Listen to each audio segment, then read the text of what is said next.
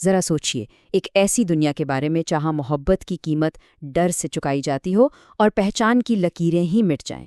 आज हम the dragons bride की कहानी की गहराइयों में उतरेंगे। सदियों से एक बहुत ताकतवर मखलूक ने अपनी नस्ल को बचाने के लिए एक बहुत ही खौफनाक राज छुपा रखा था। एक ऐसा राज जो इंसानियत के लिए हमेशा के लिए एक दहशत का पैगाम था। तो हमारी कहानी का जो पहला हिस्सा है वो आग और राख की एक पुरानी रिवायत से शुरू होता है। यहाँ हम ये देखेंगे कि ड्रैगन्स की नस्ल आखिर चलती कैसे थी और इसका इन्हिसार एक ऐसी ऐसी वहशियाना कुर्बानी पर था जिसका कोई तस्वुर भी नहीं कर सकता। और सच्चाई सच्चाई तो दिल दहला देने वाली है। पुरानी कहानियाँ कहती हैं, जैसे ही उसका जिस्म राख में बदलता, इसी राख और आग के शोलों से एक नए ड्रैगन बच्चे का जन्म होता था। सोचें, ये वो खौफनाक कीमत थी जो ड्रैगन्स अपनी नस्ल बढ़ाने के लिए वसूल करते थे। तो सवाल ये है कि ये वहशत भरा सिलसिला चलता कैसे था। पहला कदम, इस दुनिया में जितने भी ड्रैगन्स थे वो सब नर थे, उनकी कोई मादा नहीं थी। दूसरा कदम, अपनी नस्ल को आगे बढ़ाने के लिए वो इंसानी ख़वातीन को अगवा करते। तीसरा, और ये सबसे खौफनाक है, जब वो औरत हामिला हो जाती तो उसे जिंदा जला दिया जाता। और आखिर में चौथा कदम, उसकी राख से एक नया ड्रैगन पैदा होता। लेकिन फिर वक्त बदला। एक बहादुर जंगजू ने आखिरी ड्रैगन को मार गिराया और सदियों पुराना खौफ वो ख़त्म हो गया। और आहिस्ता आहिस्ता ये कुर्बानी की खौफनाक रस्म एक शादी की निशानी वाली एक अलामती तकरीब में बदल गई। जो जगह कभी दहशत की चीखों से गूंजती थी, अब वहां खुशियों के कहकहे थे, क्योंकि लोगों का मानना था कि ड्रैगन्स अब हमेशा के लिए जा चुके हैं। लेकिन शहजादी मिरोस्लावा की एक गौर से शादी के दिन लोगों से एक बहुत बड़ी गलती हो गई। जश्न में उन्होंने वही पुराना ड्रैगन गीत गाना शुरू कर दिया। वो बेचारे ये नहीं जानते थे कि उनकी आवाज़ें पहाड़ों में सोए आखिरी ड्रैगन को जगा रही हैं, एक ऐसी मखलूक जो खुद अपने अंदर के हैवान से लड़ रही थी। और बस इसी एक गीत के साथ कहानी का दूसरा हिस्सा शुरू होता है। शहजादी अब महल में नहीं बल्कि एक वीरान जजीरे पर है। अब वो दुल्हन नहीं बल्कि एक ड्रैगन की कैदी है। जब मिरोस्लावा की आंख खुलती है तो वो खुद को एक अजीब वीरान जजीरे पर पाती है, एक ऐसी जगह जो मुर्दा ड्रैगन्स के ढांचों से बनी हुई है। हर तरफ हड्डियों के पंजर हैं, जैसे सूखे हुए दरख्त खड़े हों। और इसी वहशत के बीच उसे एक पुरस्रार नौजवान मिलता है। उसकी आवाज़ कांप रही होती है जब वो पूछती है, तुम कौन हो? इस नौजवान का कोई नाम नहीं होता, तो मिरोस्लावा इसे अरमान कहकर बुलाती है। धीरे धीरे उनके दरमियान एक कच्चा सा नाजुक सा भरोसा पैदा होने लगता है। लेकिन एक बात बहुत अजीब थी, जब भी वो खौफनाक ड्रैगन आसपास होता, अरमान कहीं गायब हो जाता। मिरोस्लावा का शक बढ़ता जाता है, खास तौर पर जब वो देखती है कि अरमान इस जजीरे की अजीबोगरीब मखलूक को हुक्म दे रहा है। और फिर एक दिन जब वो चट्टान से गिरने लगती है तो सारा सच सामने आ जाता है। अरमान उसे बचाने के लिए अपने पर खोलता है। वही ड्रैगन है। सच्चाई अब बिल्कुल वाज़ेह थी। अरमान आखिरकार एतराफ़ करता है, मैं दोनों हूँ, आधा इंसान और आधा ड्रैगन। अरमान की कहानी असल में दुख और उलझन से भरी हुई है। उसके ड्रैगन बाप को एगोर के दादा ने, जो मशहूर ड्रैगन स्लेयर था, मार दिया था। अपने बाप की ऐसी वहशियाना मौत देखकर उसने गुस्से में अपनी ड्रैगन वाली शनाख्त को कबूल कर लिया। लेकिन जल्द ही उसे एहसास हुआ कि ड्रैगन्स भी कम जालिम नहीं। तब से वो इस तन्हाई में अपने अंदर के हैवान से लड़ रहा था।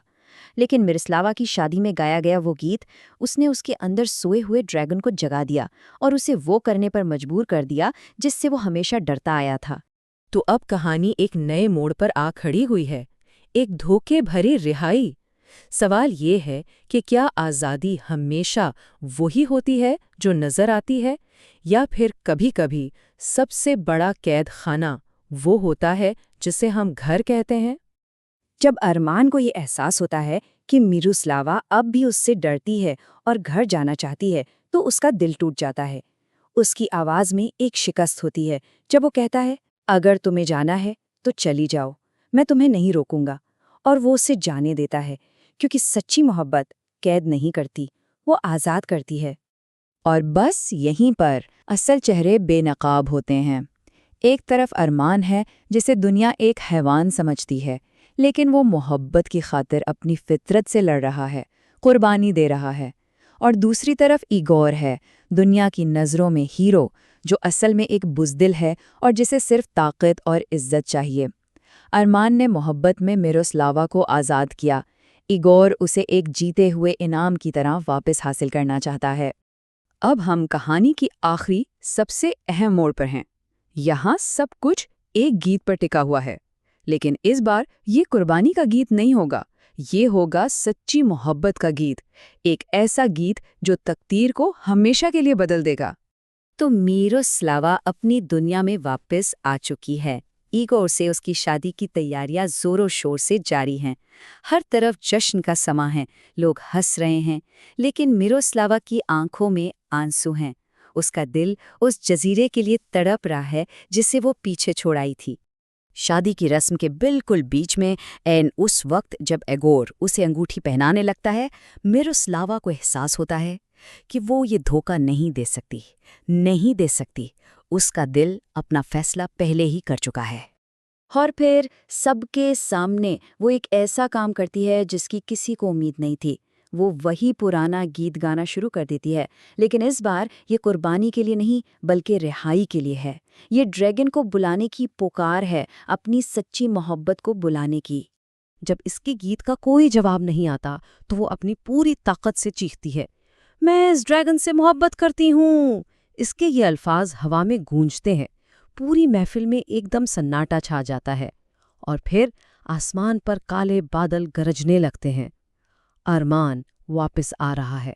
और अब कहानी का आखिरी हिस्सा, एक जजीरा जिसे अब घर कहा जाएगा, वो जगह जहां एक कैद खाना अब मोहब्बत की पनाहगाह में बदलने वाला है।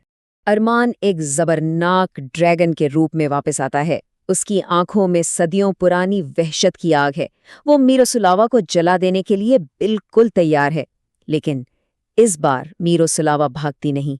वो उसके गुस्से के सामने डटी रहती है और इसके इस खौफनाक रूप में भी उससे अपनी मोहब्बत का इजहार करती है।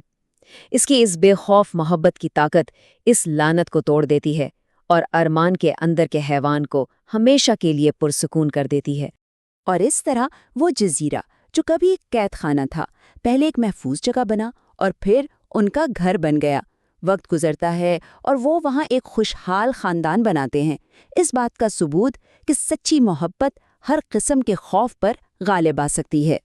ये कहानी हमें एक बहुत अहम सवाल के साथ छोड़ जाती है कि असल में किसी को हैवान क्या चीज़ बनाती है, उसकी पैदाइश या उसके अमाल।